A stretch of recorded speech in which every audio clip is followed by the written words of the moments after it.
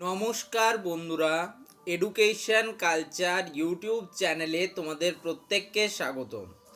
তো তোমরা যারা West Bengal state council of technical and vocational education and skill ডেভেলপমেন্টের আন্ডারে পড়াশুনো করছো, তো তোমাদের যে আপকামিং অড সেমিস্টার এক্সামিনেশান, তো সেই অড সেমিস্টার এক্সামিনেশান তোমাদের কিন্তু শুরু হচ্ছে 13 তারিখ থেকে, অর্থাৎ 13th জানুয়ারি 2025 থেকে। ওকে, এবং পরপর বিভিন্ন ডিপার্টমেন্ট এবং ট্রেডের কিন্তু পরপর পরীক্ষা রয়েছে, ঠিক আছে। কারো 13 তারিখ থেকে রয়েছে, কারো 27 তারিখ শুরু হচ্ছে। যাই হোক, সে বিষয়ে ফাইনাল রুটিন এবং অন্যান্য বিষয়ে আমি আগের ভিডিওগুলোতেই তোমাদের সেটা ক্লিয়ার করে দিয়েছি।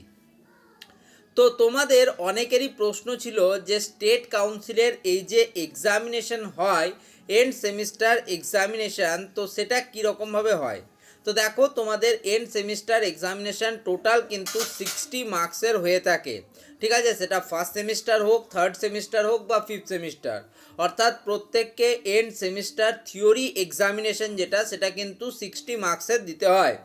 এবার এই 60 মার্কসের যে থিওরি এক্সাম, তার মধ্যে কিন্তু কোশ্চেন প্যাটার্ন এরকম থাকে যে তোমাকে এমসিকিউ প্রশ্ন আসবে, ঠিক আছে। ধরো 15টা প্রশ্ন এসছে এমসিকিউ, তার মধ্যে 10টা প্রশ্ন তোমাদের সলিউশন করতে হবে।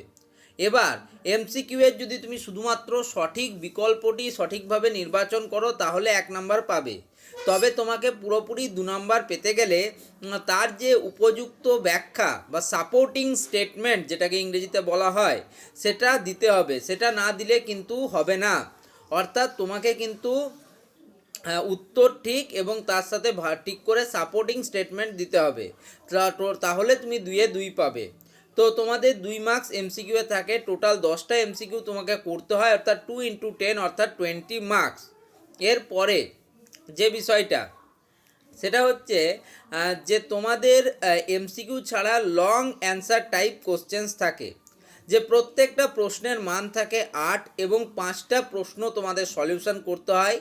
8 × 5 40 মার্কস, অর্থাৎ 40 মার্কসে তোমাদের লং অ্যান্সার টাইপ কোশ্চেন্স কিন্তু থাকে। এবার এই লং অ্যান্সার টাইপ কোশ্চেনের মধ্যে বিভিন্ন বিভাজন থাকতে পারে, যেমন হতে পারে সেটা 5+3, একটা 5 মার্কসের বড় প্রশ্ন থাকলো, তার সাথে 3 মার্কসের একটা প্রশ্ন থাকলো। অথবা হতে পারে 1+1+4+2, এরকমও থাকতে পারে।